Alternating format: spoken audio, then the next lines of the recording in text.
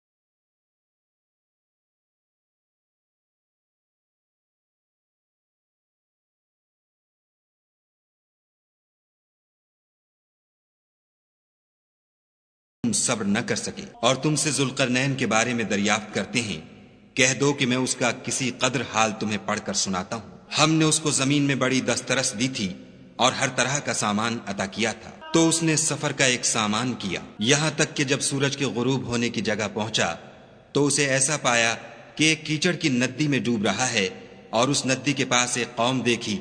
ہم نے کہا، ذوالقرنین، تم ان کو خواہ تکلیف دو خواہ ان کے بارے میں بھلائی اختیار کرو، دونوں باتوں کی تم کو قدرت ہے۔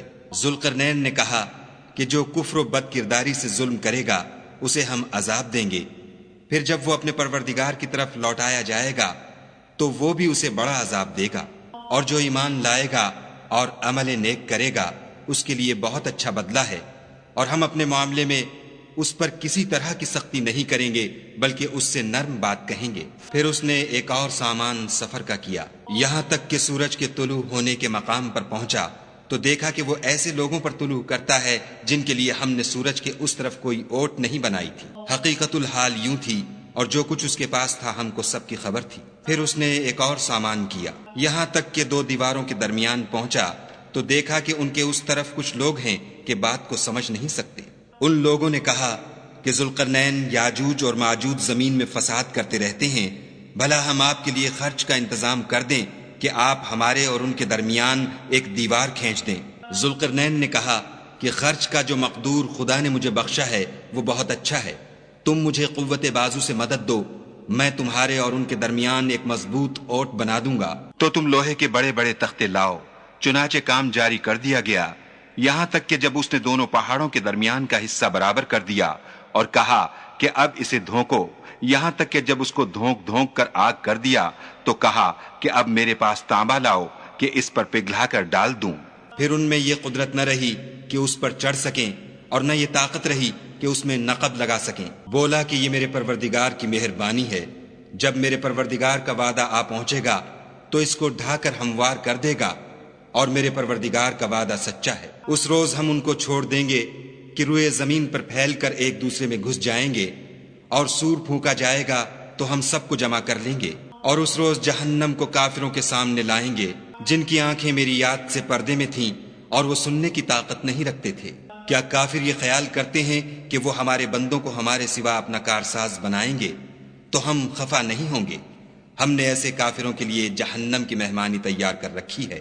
کہہ دو کہ ہم تمہیں بتائیں جو عملوں کے لحاظ سے بڑے نقصان میں ہیں، وہ لوگ جن کی صحیح دنیا کی زندگی میں برباد ہو گئی اور وہ یہ سمجھے ہوئے ہیں کہ اچھے کام کر رہے ہیں۔ یہ وہ لوگ ہیں جنہوں نے اپنے پروردگار کی آیتوں اور اس کے سامنے جانے سے انکار کیا تو ان کے اعمال ضائع ہو گئے، اور ہم قیامت کے دن ان کے لیے کچھ بھی وزن قائم نہیں کریں گے۔ یہ ان کی سزا ہے، یعنی جہنم، اس لیے کہ انہوں نے کفر کیا اور ہماری آیتوں اور ہمارے پیغمبروں کی ہنسی اڑائی۔ جو لوگ ایمان لائے اور عمل نیک کیے ان کے لیے بہشت کے باغ مہمانی ہوں گے، ہمیشہ ان میں رہیں گے اور وہاں سے مکان بدلنا نہ چاہیں گے۔